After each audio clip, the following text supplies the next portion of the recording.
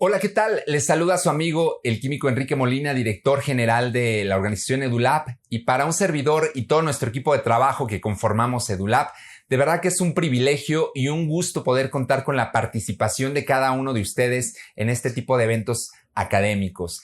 En esta ocasión vamos a estar dando inicio con el mes de la microbiología, en donde hablar de microbiología, pues como tal, es hablar de diferentes áreas de laboratorio, como son bacteriología, micología, parasitología y virología. A lo largo de este mes de la microbiología vamos a estar compartiendo 4 conferencias, una conferencia por semana, en donde estaremos abarcando temas importantes y centrales correspondientes a las áreas de la microbiología. En esta ocasión vamos a dar inicio con el mes de la microbiología con la participación de 2 grandes expertos, principalmente de un experto, el químico Hugo Brito, que en colaboración con el maestro Israel Martínez se dieron a la tarea de planear una conferencia muy interesante correspondiente al área de micología. El químico Hugo Brito nos va a platicar acerca de las diferentes infecciones en el tracto urinario ocasionada por hongos y va a enfatizar en la importancia que tiene el laboratorio en el diagnóstico de estas infecciones micológicas. No te pierdas la oportunidad de participar y acompañarnos hasta el final de esta conferencia que estará impartiendo el químico Hugo Brito con nosotros, y de esta manera pues estamos abriendo con broche de oro nuestro mes de la microbiología. De pronto, muchos de ustedes han tenido la duda o la pregunta si es que en este evento se van a emitir constancias de participación. Y pues únicamente los que van a poder tener acceso a esta constancia de participación son aquellos colegas que estén suscritos al portal EduLab. De pronto muchos de ustedes ya conocen el portal EduLab. Es un portal en donde mes a mes nosotros compartimos y subimos minicursos y se dejan ahí esos minicursos junto con eventos académicos que se lanzaron meses anteriores, en donde ustedes pueden consultar todos estos eventos y tener acceso a infinidad de minicursos de las diferentes áreas de laboratorio. Y bueno, dentro de estas actividades del portal EduLab estará disponible de manera permanente el mes de la microbiología, así que te invitamos a que conozcas un poquito más del portal EduLab. En la descripción de este video se encuentra el enlace en donde podrás tener acceso a información completa de cómo llevar a cabo la suscripción y en este caso únicamente a los que estén suscritos en el portal es que se les va a poder emitir la constancia de participación. También antes de dar inicio con esta conferencia y de inaugurar como tal el mes de la microbiología, quiero compartir con ustedes una excelente noticia. El día de hoy también se inician las inscripciones para nuestro nuevo diplomado de microbiología clínica. Es un diplomado que está conformado por 8 módulos. En este caso se estarán dedicando 2 módulos al área de bacteriología, 2 módulos al área de micología, 2 a parasitología y 2 módulos para el área de virología. Es un diplomado 100% virtual. Te invito a que consultes los detalles, así como el temario, los costos y toda la dinámica de inscripción. También en la descripción de este video estamos dejando también un enlace en donde al dar clic en ese enlace vas a poder tener acceso a toda la información detallada, tanto al temario, los costos, la dinámica de lo que es el Diplomado Internacional de Microbiología. Es un diplomado, les reitero, 100% virtual, en donde están participando grandes expertos de las diferentes disciplinas de la microbiología. De verdad que es una oportunidad única, no te puedes perder la oportunidad de participar en este diplomado, el cual estoy completamente seguro que va a aportar muchísimo a nosotros como profesionales del área de laboratorio clínico. Te dejamos los enlaces en la descripción de este video para que puedas tener acceso a la información completa, tanto del diplomado así como del portal EduLab. De verdad que no puedes perder esa oportunidad de participar. Nuevamente te agradezco muchísimo por el interés mostrado en participar con nosotros en este tipo de actividades académicas. Quedamos atentos de sus comentarios, de sus sugerencias y en caso de querer tener contacto con nosotros, pues nos pueden escribir a través de WhatsApp o nos pueden mandar un correo electrónico que con muchísimo gusto vamos a estar al pendiente para todos sus comentarios y todas las dudas que les lleguen a surgir. Muchísimas gracias nuevamente por participar con nosotros en este mes de la microbiología, y damos inicio con este mes de la microbiología con la participación del químico Hugo Brito. Les mando un enorme abrazo en donde quiera que se encuentren. Sean bienvenidos. Saludos, soy el químico Hugo Alfredo Brito Arellano. El día de hoy vamos a platicar un poquito acerca de infecciones por hongos en vías urinarias y cómo se lleva a cabo el diagnóstico a través del laboratorio clínico. Vamos a empezar definiendo qué es la orina. Es el fluido que vamos a estar estudiando en esta plática. La orina es un ultrafiltrado de la sangre que al pasar por la cápsula de Bowman va a liberar desechos metabólicos que el organismo genera, principalmente compuestos nitrogenados como urea, creatinina y ácido úrico. Además de los compuestos que acabamos de mencionar, la orina va a excretar el urobilinógeno, la mayoría de los medicamentos que ingresan al organismo, drogas de abuso, electrolitos y agua.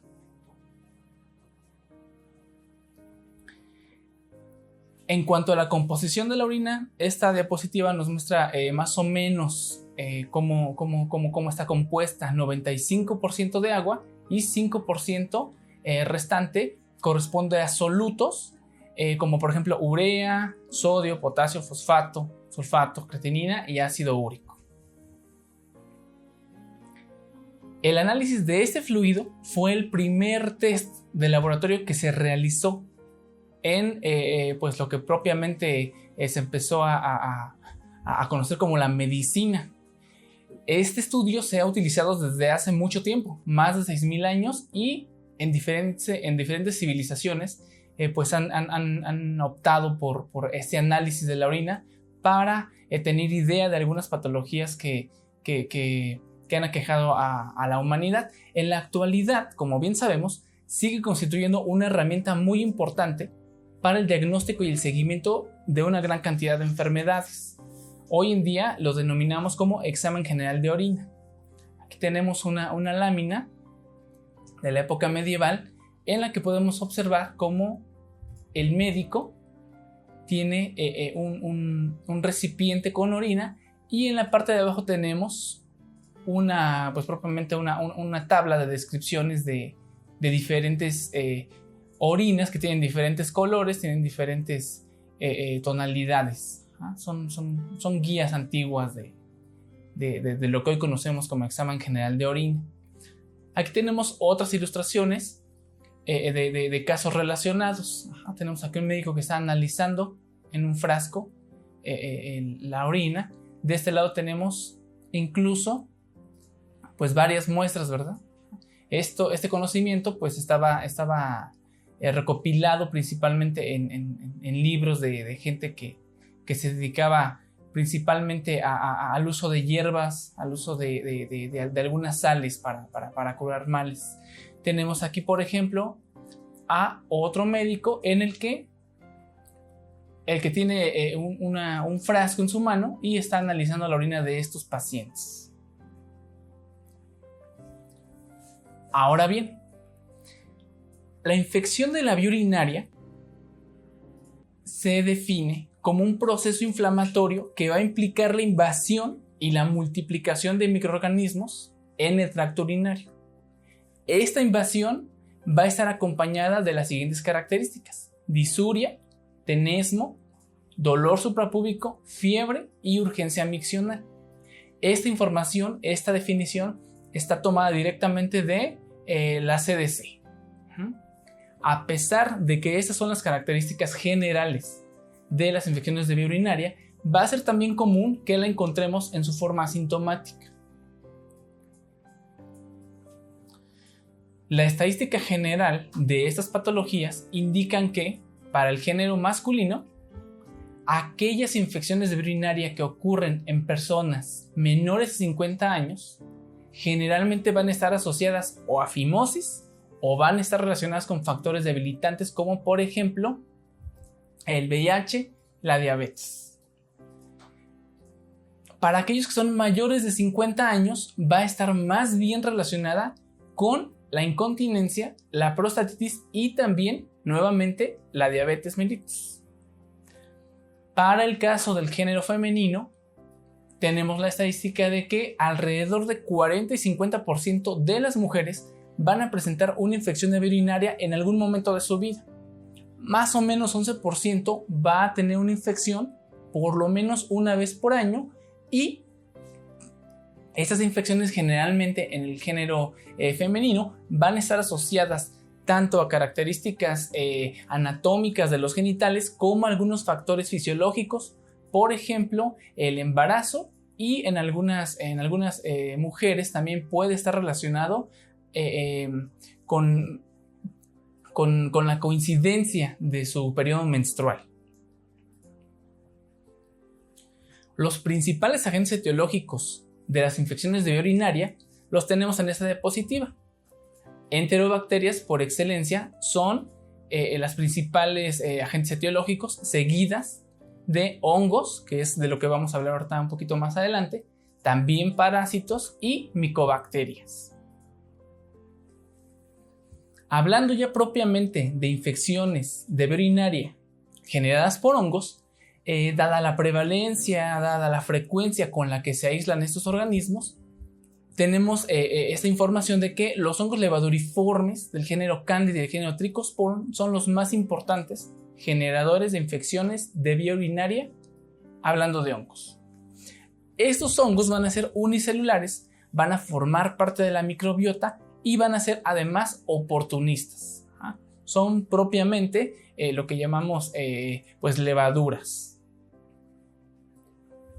Algunos de los factores de virulencia más importantes de estos organismos y que son los responsables de generar estas patologías los tenemos en esta diapositiva. Son tolerantes a los cambios de pH, son tolerantes también a los cambios de temperatura, pueden desarrollarse por encima de 37 grados Celsius, se van a nutrir a través de la acción de exodespolimerasas, son dimórficos, esto quiere decir que presentan estructuras diferentes cuando se encuentran viviendo como comensales, y van a presentar estructuras diferentes cuando están llevando a cabo un proceso infeccioso.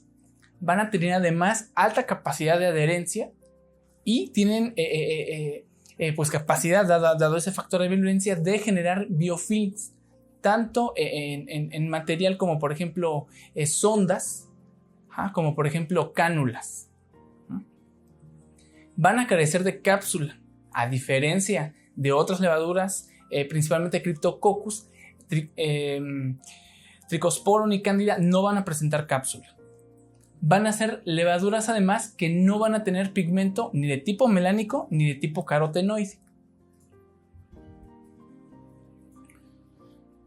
Los principales agentes etiológicos, hablando ya propiamente de levaduras, lo tenemos en esta diapositiva ordenado por frecuencia.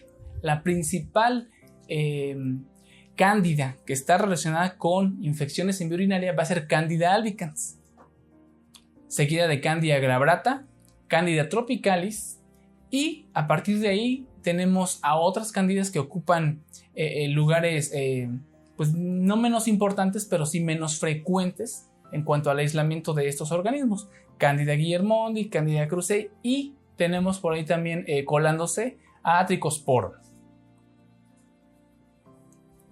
Para que estas infecciones de vía urinaria se puedan establecer y se puedan desarrollar, va a ser importante una serie de factores predisponentes en los pacientes, entre los que podemos resaltar la diabetes, la obesidad, la edad es un factor predisponente muy importante, trastornos hematológicos, algunos factores que son fisiológicos, no patológicos, como por ejemplo el embarazo y la edad también, por supuesto, el uso de algunos medicamentos como por ejemplo antibióticos por uso prolongado o antibióticos de amplio espectro, y el uso por ejemplo también de algunos fármacos que son corticosteroides, como por ejemplo la hidrocortisona.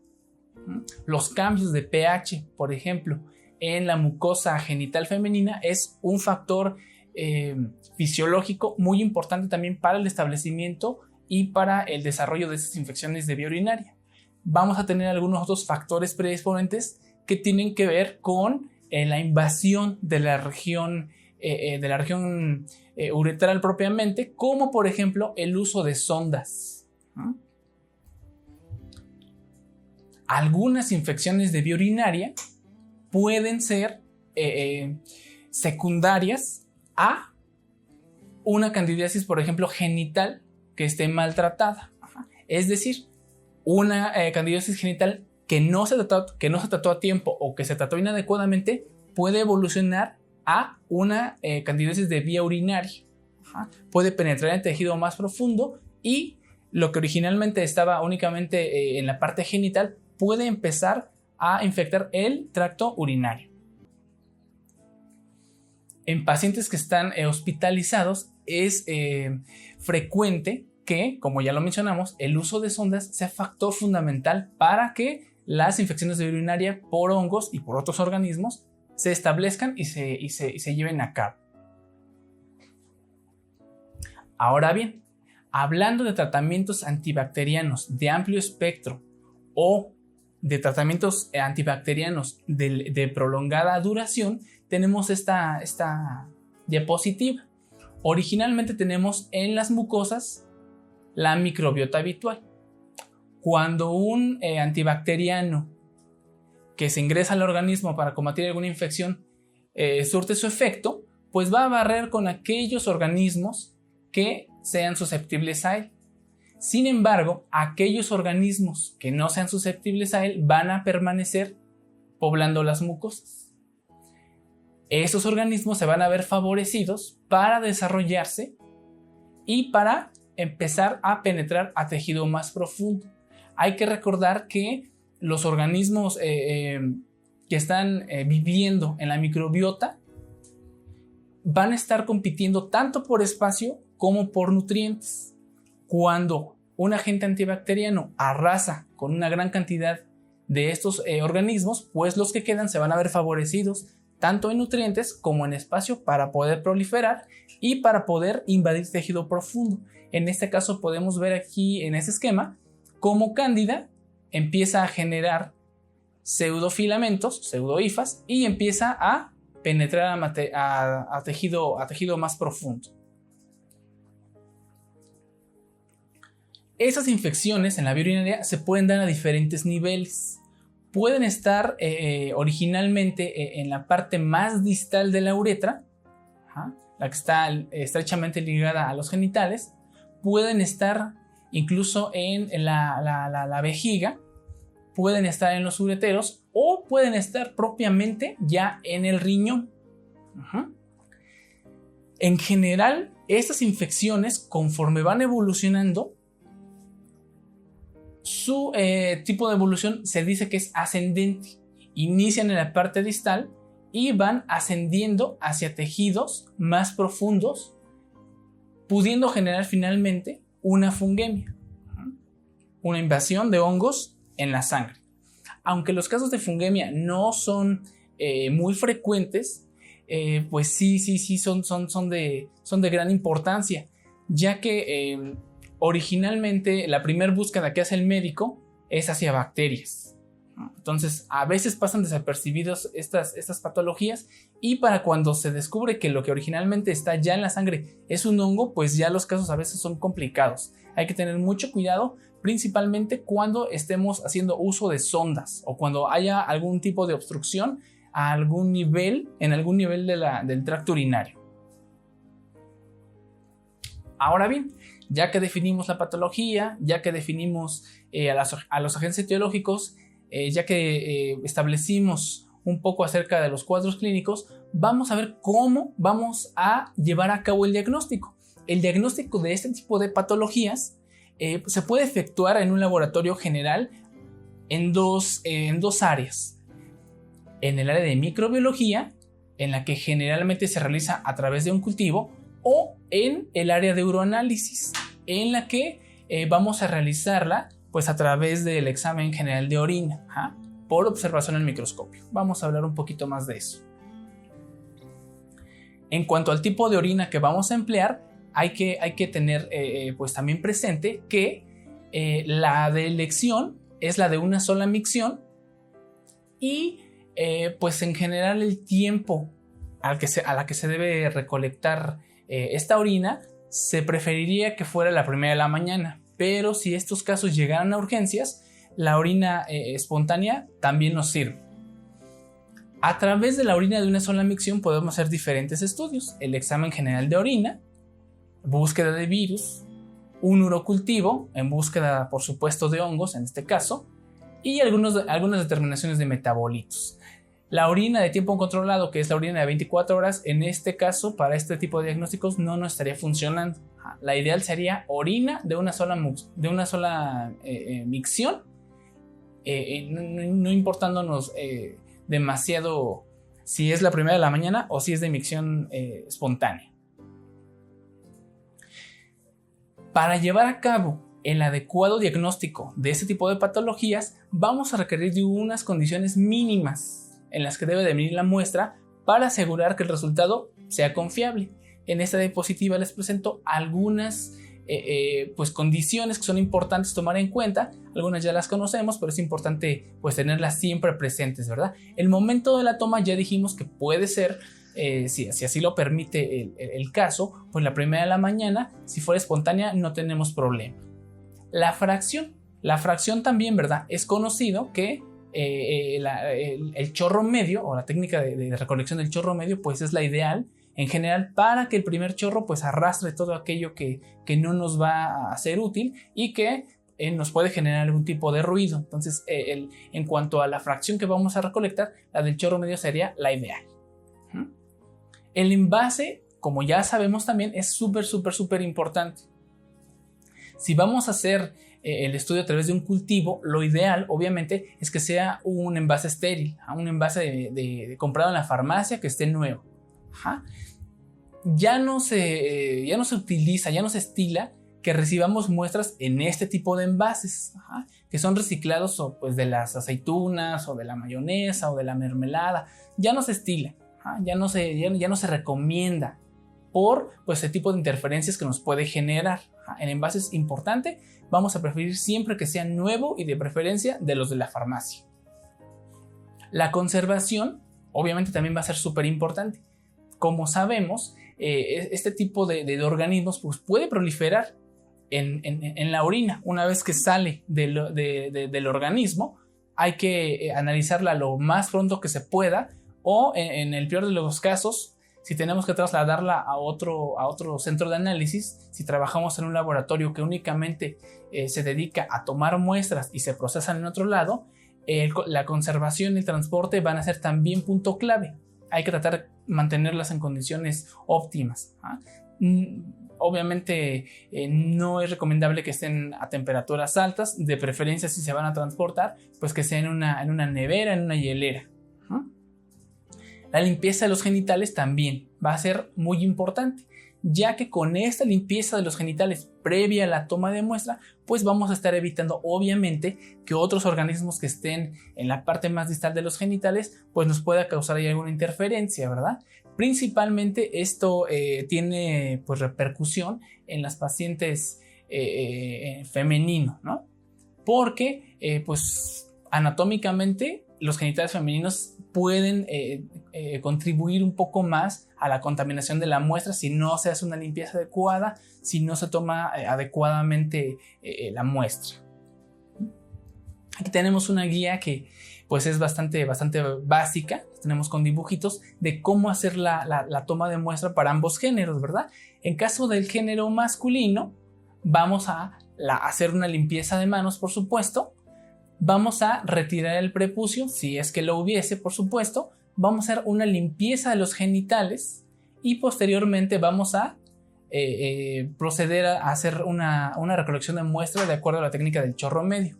Vamos a desechar la primera fracción de orina, vamos a recolectar en un recipiente limpio y estéril, de preferencia ya dijimos de la farmacia, el chorro medio, y vamos a continuar descartando la parte final de la micción.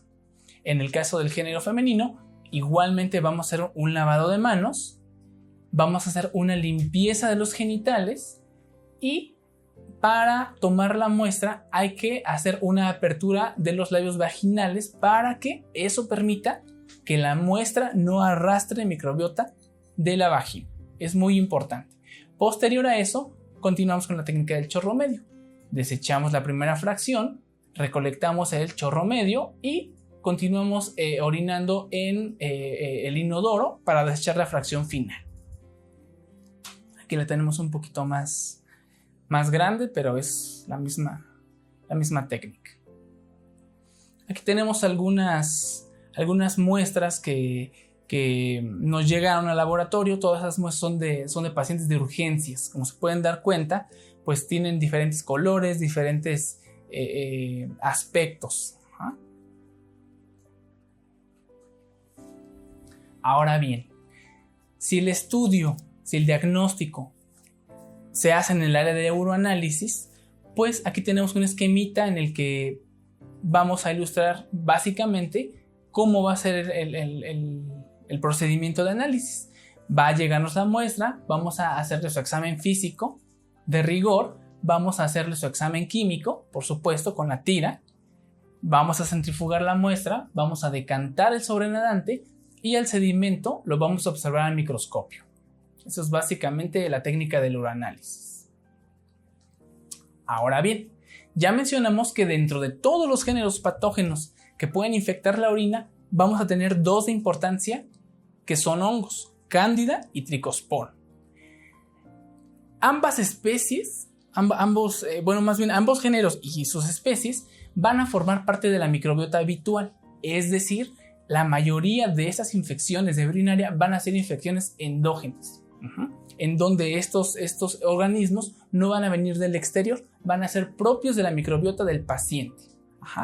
Esta microbiota, estos organismos, para que se puedan desarrollar y puedan generar las infecciones de las que estamos hablando, ya comentamos que generalmente van a requerir de un evento inmunodepletor, de un evento debilitante, o de la mucosa particularmente, o del organismo en general, para poder establecerse y llevarse a cabo. En general, ambas especies, estos géneros y todas las especies involucradas se van a reproducir a través de estructuras llamadas blastoconidios. Ya comentamos en presentaciones anteriores que los blastoconidios son estructuras de reproducción asexual. Algunas características de las infecciones por hongos en la vía urinaria son las que tenemos en esa diapositiva. Son generalmente asociadas a inmunidad baja o a algún efecto debilitante del organismo del paciente que las está padeciendo. Generalmente son causadas por agentes oportunistas. No son contagiosas. Ya comentamos que generalmente son endógenas. Menos del 10% de las infecciones de vía urinaria por hongos son piógenas. Es decir, rara vez vamos a encontrar una gran cantidad de leucocitos asociados a esas orinas que están infectadas. También menos del 10% de esas patologías van a ser piréticas, es decir, generalmente cuando está un paciente cursando con una infección de vía urinaria, no vamos a encontrar que el paciente tenga fiebre. Raras ocasiones podemos encontrar esa asociación. Pueden estar, como ya mencionamos, asociadas a una infección previa en los genitales. Ya comentamos que, por ejemplo, las vaginosis causadas por cándida pueden producir una infección de vía urinaria si no se les trata adecuadamente o si no se les trata a tiempo. También las balanitis por cándida, si no se les trata a tiempo, si no se les trata adecuadamente, pueden desembocar en una infección de tractos más profundos como el de la vía urinaria. Van a presentar signos y síntomas inespecíficos. Es decir, desde el punto de vista clínico, son fácilmente confundidas con infecciones bacterianas. No hay forma de que clínicamente el médico determine si el paciente tiene una infección de vía urinaria por hongos o por bacterias. Va a ser necesario un estudio más profundo que vamos a llevar a cabo en el laboratorio. Aquí tenemos algunos datos importantes acerca de las micosis de vía urinaria. Fíjense bien, su diagnóstico siempre se va a realizar al microscopio, o es preferible que se realice siempre al microscopio. Los cultivos nos van a ser útiles únicamente para aislar a los agentes etiológicos y para realizar algunas otras pruebas complementarias que querramos hacer con esos agentes etiológicos. Estos agentes etiológicos van a generar estructuras patognomónicas cuando se encuentran infectando. Va a ser pues en realidad fácil reconocer cuando una orina está infecta a cuando una orina contiene organismos de la microbiota. Dice el último dato: las determinaciones del examen general de orina son útiles para realizar el diagnóstico sin más estudios especializados. Dice ahí un asterisquito, bueno, la mayoría no. La mayoría de las determinaciones del EGO no van a ser útiles. Vamos a ver en un momento por qué y desde qué punto de vista lo estamos marcando. Fíjense bien, dice aquí que aunque el examen general de orina es un estudio ampliamente utilizado para diversos tipos de diagnósticos, para desenmascarar diversos tipos de patologías, las infecciones por hongos en vía urinaria no van a estar pues definidas dentro de todo el marco del examen general de orina. Vamos a ver por qué. Fíjense bien, dentro de los aspectos físicos, el color y el aspecto de la orina no siempre nos van a indicar que una orina esté típicamente infectada por hongos. En general, como ya mencionamos, las infecciones de vía urinaria por hongos pueden generar en raras ocasiones presencia de leucocitos, entonces no van a generar turbidez en algunas orinas infectas con cándida o con tricosporón van a estar transparentes. No va a ser característico ni el color ni el aspecto de la orina para determinar si hay una infección por hongos. Fíjense bien lo que dice aquí. En general las infecciones de vía urinaria por hongos son ligeramente opacas, son ligeramente amarillas, pero a veces vamos a encontrar una cantidad importante de leucocitos. Entonces ahí ya va a cambiar el aspecto a turbio, ya puede cambiar el color desde blanco lechoso hasta ligeramente verde. Aquí tenemos unas gamas de colores de diversos tipos de orina y tenemos aquí también una gama de turbidez en diferentes muestras urinarias.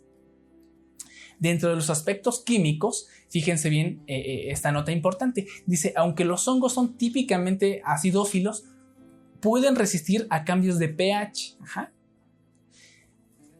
Este tipo de organismos van a poder tolerar incluso orinas muy alcalinas y van a poder tolerar orinas muy ácidas. Y todos los metabolitos que están ahí en esa orina que está infecta con hongos, no van a tener esos metabolitos una acción pues para debilitar al hongo o para detener su crecimiento. En general no. En general los organismos fúngicos van a desarrollarse perfectamente en rangos de pH bastante amplios. Las cetonas incluso no los van a inhibir.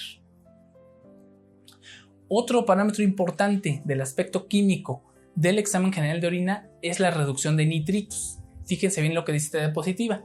De todos los organismos levaduriformes que existen, solamente Cryptococcus va a tener capacidad de reducir los nitratos a nitritos. De modo que la presencia de cándida, por ejemplo, en una orina, no nos va a dar esa reducción.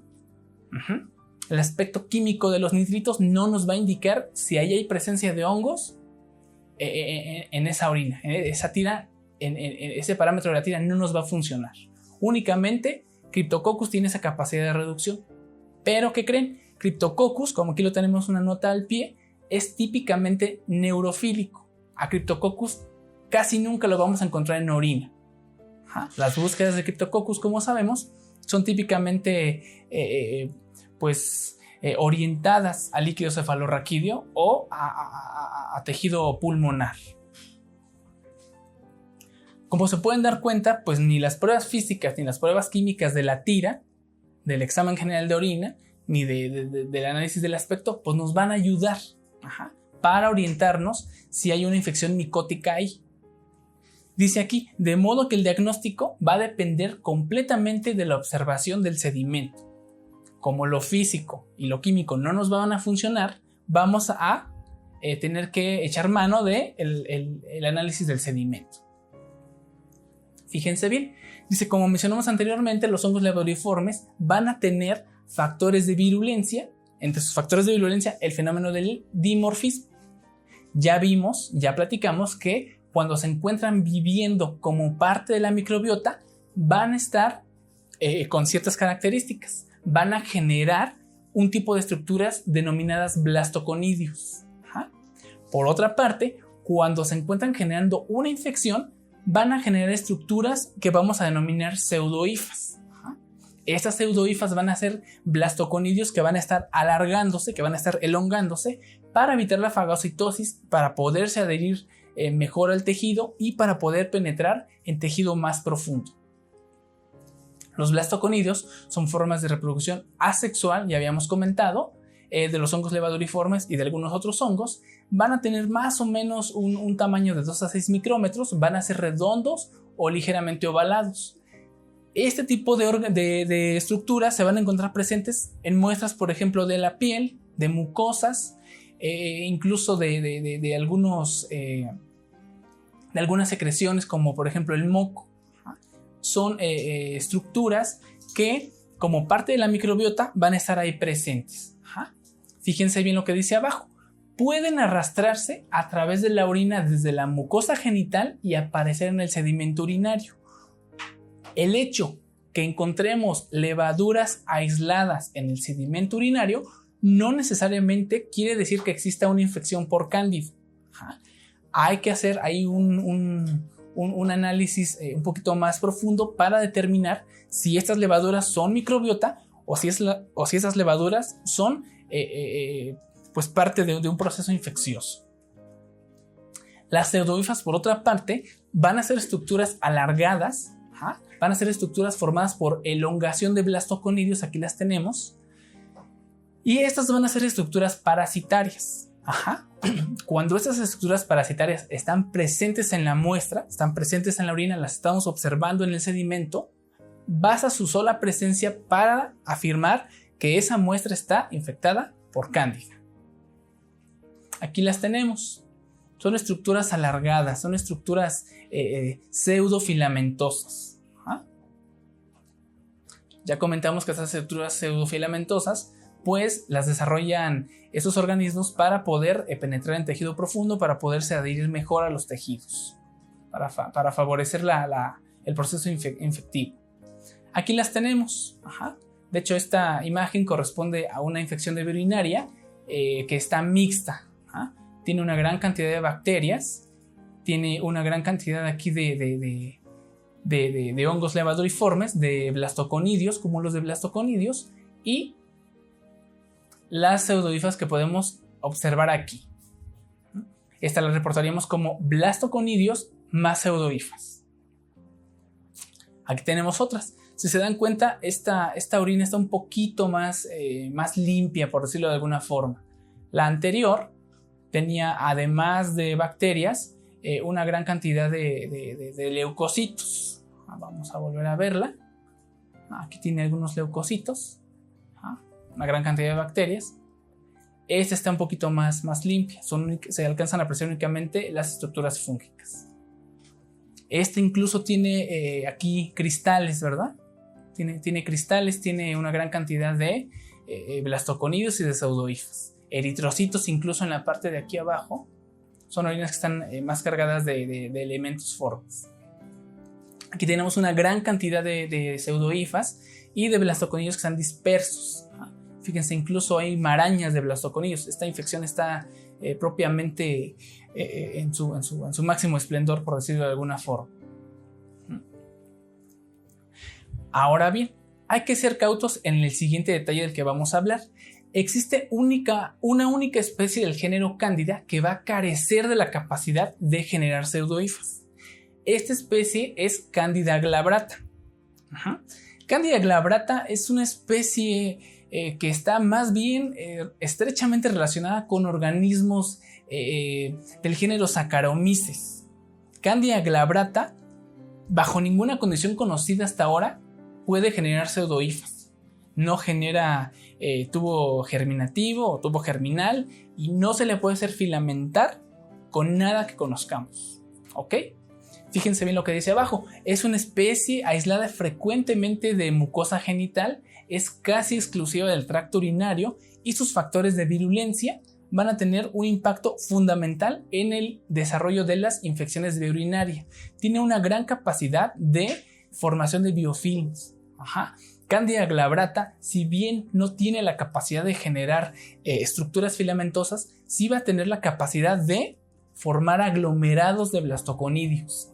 Estos aglomerados de blastoconidios nosotros los vamos a observar totalmente marcados en el sedimento urinario. Vamos a ver unas fotos un poquito más adelante. Ahora bien, si acabamos de comentar que las pseudohifas son estructuras que nos van a indicar que hay una infección por hongos en orina y estamos diciendo que Candida glabrata no las genera, ¿cómo vamos a hacer para determinar cuando Candida glabrata esté infectando o cuando Candida glabrata esté viviendo o cuando otras candidas estén viviendo en forma de blastoconidios en los genitales y hayan sido arrastradas? Muy fácil. Candida glabrata cuando infecta va a generar una gran cantidad de blastoconidios. Vamos a basarnos en la cantidad de blastoconidios. Ya comentamos, si bien Candida glabrata no tiene la capacidad de generar estructuras filamentosas cuando infecta, sí va a tener la capacidad de generar cúmulos de blastoconidios o blastoconidios en una cantidad pues bastante grande. Aquí podemos ver una imagen comparativa en la que tenemos pues propiamente una infección por Candida glabrata en la que se aprecian una gran cantidad de blastoconidios y de este lado tenemos blastoconidios que están aislados en realidad. Esta imagen correspondería a un arrastre de Cándida, de alguna especie de Cándida a la orina. Sí hay presencia de blastoconidios, pero por cantidad no corresponde a lo que vendríamos reconociendo como una infección. Fíjense bien, aquí les pongo unas fotografías de Candida glabrata precisamente. Esta es una orina. Tenemos aquí una gran cantidad de eritrocitos, los podemos reconocer perfectamente por el color, y tenemos en estas regiones cúmulos de estructuras fúngicas, cúmulos de blastoconidios. No vemos por ninguna parte que haya pseudomicelio, pero podemos apreciar claramente que ese número de organismos levaduriformes no es normal, no es común, no es correspondiente con un arrastre de microbiota. Aquí tenemos una fotografía en la que podemos apreciar leucocitos, algunas células epiteliales, y una gran cantidad de blastoconidios. Nuevamente, no encontramos filamentos, pero esa cantidad de blastoconidios es alarmante. Candida glabrata se comporta de esta forma. No genera pseudomicelio, pero genera una gran cantidad de blastoconidios, incluso cúmulos de ellos. Aquí tenemos otra fotografía. Estos conidios están incluso adheridos ahí a algunas células epiteliales. Tenemos alrededor algunos eritrocitos. Nuevamente no tenemos presencia de pseudofilamento. Ahora bien, dice aquí, a través de la observación al microscopio del sedimento urinario, no solamente podemos realizar el diagnóstico de una infección de vía urinaria causada por organismos del género Cándida. Además, podemos clasificarlas pues preliminarmente dependiendo de cómo las estemos observando al microscopio. Por lo menos en dos grupos importantes. Aquí los resumimos. Infecciones de vía urinaria causadas por Candida sp van a presentar blastoconidios y pseudohifas. Infecciones de vía urinaria causadas por probablemente Candida glabrata solamente van a generar cúmulos de blastoconidios. Desde ahí ya es importante empezar a hacer, como decimos arriba, una clasificación preliminar. Vamos a hablar un poquito más adelante de por qué es importante tomar en cuenta cuando hay solamente blastoconidios y cuando hay blastoconidios y pseudohifas. Aquí lo tenemos. ¿Qué impacto va a tener reportar blastoconidios únicamente o cúmulos de blastoconidios o reportar blastoconidis pseudohifas. Muy importante, Candida glabrata, como ya lo mencionamos, representa actualmente uno de los mayores retos en cuanto a tratamiento de este tipo de infecciones. Candida glabrata va a generar infección de vía urinaria y va a poder producir además fungemias. Este tipo de patologías son pues típicamente tratadas con una gama de antimicóticos conocidos a los que Candida glabrata puede presentar resistencia. De todas las cándidas que pueden generar una infección de vía urinaria, Candida glabrata va a presentar un alto índice de resistencia a antimicóticos. Hay que tener mucho cuidado con ella. Por eso es importante pues identificarla lo más pronto que se pueda durante el proceso de diagnóstico. Fíjense acá abajo lo que dice. Cada vez se aíslan más cepas que representan resistencia principalmente a itraconazol y a fluconazol. Itraconazol y fluconazol son dos de los principales antimicóticos que se emplean para el tratamiento de las enfermedades fúngicas en general. Entonces imagínense, si estos son los principales que se usan o los de primera línea que se están empezando a usar y Candida glabrata es resistente a ellos, pues podemos tener ahí complicaciones en el proceso de mejora al paciente, en el proceso del tratamiento. Puede verse incluso retrasado y en ese retraso del tratamiento puede evolucionar esta enfermedad, como ya mencionamos, ascendentemente a otros tejidos que son más profundos y de los que va a ser más difícil erradicarla eficientemente. Todo eso con respecto al análisis, al diagnóstico por el área de uroanálisis. Vamos a hablar ahora de cómo se podría realizar el diagnóstico en el área de microbiología. Nos va a llegar nuestra muestra y principalmente vamos a utilizar dos medios de cultivo que son útiles para el aislamiento y la identificación de hongos en general y de levaduriformes. El agar Vigi, como ya lo sabemos, es un agar que está diseñado exclusivamente para que desarrollen ahí organismos levaduriformes en general, no nada más cándida, organismos levaduriformes en general. Y el agar Saburo, como ya lo sabemos también, pues es un agar que está orientado al desarrollo de pues prácticamente cualquier tipo de hongo. Los hongos levaduriformes en agar Vigi van a generar colonias húmedas de aspecto cremoso, típicamente de colores café, marrón, incluso negros e incluso con algún brillo metálico. La incubación debe ser de 24 a 48 horas a una temperatura de 37 grados para cualquiera de los dos. En agar Saburo lo que vamos a observar van a ser colonias húmedas de aspecto cremoso, de color blanco, ligeramente beige o lo que algunos autores denominan blanco sucio. Son un blanco un poquito opaco. Fíjense bien lo que comentamos de los cultivos inicialmente. Los cultivos se van a emplear para efectuar la identificación, van a ser útiles para realizar algunas pruebas de sensibilidad y en general pueden emplearse los siguientes medios. Agar sangre, que es con el que contamos en la mayoría de los laboratorios de microbiología, agar Saburo, agar Vigi y algunos laboratorios podrán contar con agar micocel. El agar micocel es prácticamente un agar Saburo en su composición química, solo que el agar micocel va a estar adicionado con antimicóticos que van a inhibirnos a aquellos organismos que sean los contaminantes y nos van a permitir únicamente el desarrollo de hongos patógenos. De todas las cándidas que podamos aislar a partir de una infección de vía urinaria, únicamente Candida albicans va a crecer en este último medio de cultivo. No es por tanto muy útil para utilizarlo de primera línea para primoaislamiento. Nos puede inhibir a otras cándidas que no sean albicans. Entonces hay que ser un poquito cuidadoso, tener un poquito de experiencia para utilizar adecuadamente este medio. En agar sangre vamos a tener colonias redondas, elevadas, color blanco amarillento también, son un poquito opacas y su crecimiento es más o menos limitado, no da colonias demasiado grandes. ¿Ah? En agar biji, como ya mencionamos, pues las colonias van a ser elevadas, van a ser típicamente color negro, color marrón, en diferentes tonalidades. Ajá. Aquí las tenemos. Son colonias de igual forma, de un aspecto cremoso.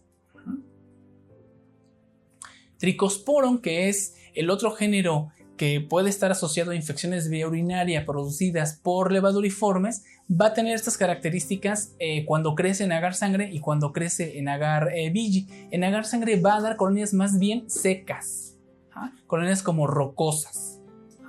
Van a ser también húmedas, van a ser ligeramente elevadas, en tanto que en agar biji va también a desarrollar esa coloración cafecita, marrón, pero a diferencia de cándida, que vimos en la diapositiva anterior, va a hacer, Trichosporon va a generar colonias secas, parece como si fuera chocolate de polvo arrojado sobre el medio de cultivo. Aquí tenemos una cándida en agar saburó, colonias blanquecinas, húmedas, redondas, elevadas, de aspecto cremoso. Aquí tenemos un Trichosporon en agar saburó. Fíjense cómo son las colonias. Pueden ser blanquecinas, pueden ser ligeramente amarillas, pueden ser beige, pero tienen como característica importante ser secas y más elevadas, más rocosas que las de cándida. Aquí las tenemos en un acercamiento. Vean cómo tiene aspecto así como de pancita, como esa carne que viene en el caldo de la pancita. Aquí tenemos una batería que nosotros utilizamos en el laboratorio de micología para hacer los aislamientos. Tenemos un agar saburó, un agar micocel y un agar biji. Ya mencionamos que únicamente Candida albicans va a crecer en agar micocel, por lo tanto lo que tenemos aquí pues es una Candida albicans. Crece en los 3 agares. Hay quien va a tener también la posibilidad de tener agar cromogénico para la identificación y el aislamiento de Cándida. Este agar es muy bonito, es como agar Cándida de Becton. Candida albicans va a dar una coloración verde, Candida tropicalis va a dar esta coloración azul intenso, y tanto Candida krusei como Candida glabrata van a dar tonos que van desde rosa muy pálido hasta propiamente morado, magenta, esos tonos así rosas muy muy intensos. Podemos también tener la posibilidad de tener pruebas de susceptibilidad antifúngicos. Aquí tenemos una Candida glabrata.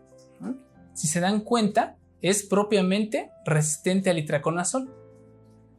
Estos tonos rosas quieren decir que hay resistencia, y estos tonos azulitos, moraditos, representan sensibilidad a esos antibióticos. Tenemos aquí una Candida albicans en la que propiamente pues tenemos sensibilidad a la mayoría de los antimicóticos. Una Candida glabrata, nuevamente, tenemos que en este caso la anfotericina B hay resistencia, y hay resistencia intermedia a itraconazol, ketoconazol y miconazol. Es decir, esta Candida glabrata no la podemos tratar con anfotericina y vamos a tener que utilizar dosis elevadas de estos antimicóticos para poder erradicarla. Hay que tenerle cuidado. Ya comentamos esto, Fluco e Itra van a ser 2 antimicóticos utilizados ampliamente para infecciones por hongos en general.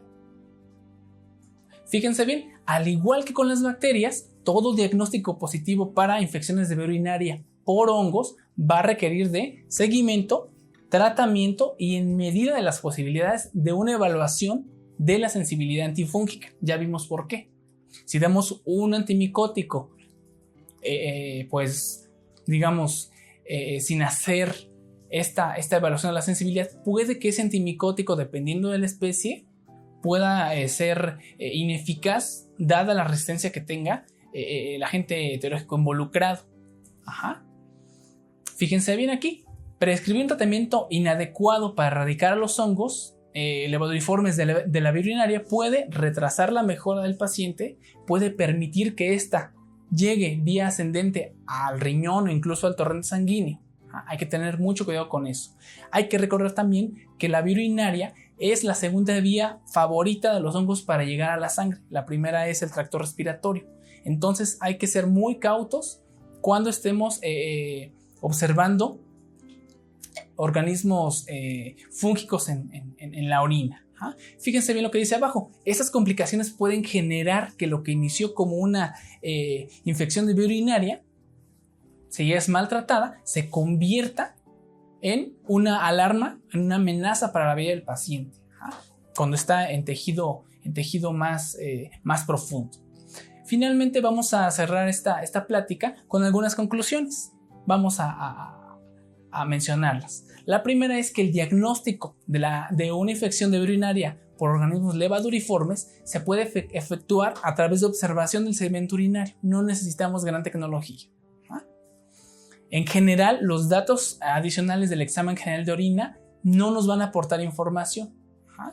Vamos a basarnos en la observación en microscopio del sedimento cuando lo hacemos el diagnóstico a través del examen general de orina. Otra conclusión importante: las estructuras parasitarias de Candida sp son las pseudohifas y cuando se observan en el microscopio en un examen general deben reportarse como tal, como blastoconidios y pseudohifas. Siguiente conclusión: Candida glabrata, como ya lo mencionamos, es la única especie de Candida que no va a generar pseudohifas cuando se encuentra infectando. Vamos a observar en ese caso una gran cantidad de cúmulos de blastoconidios y así debemos reportarlos en el examen general de orina. Cúmulos de blastoconidios. La siguiente conclusión dice: todo diagnóstico que resulte positivo para una infección de vía urinaria por organismos del género Candida debe ameritar un seguimiento, un tratamiento, identificación del agente etiológico y evaluación de la sensibilidad en medida de nuestras posibilidades.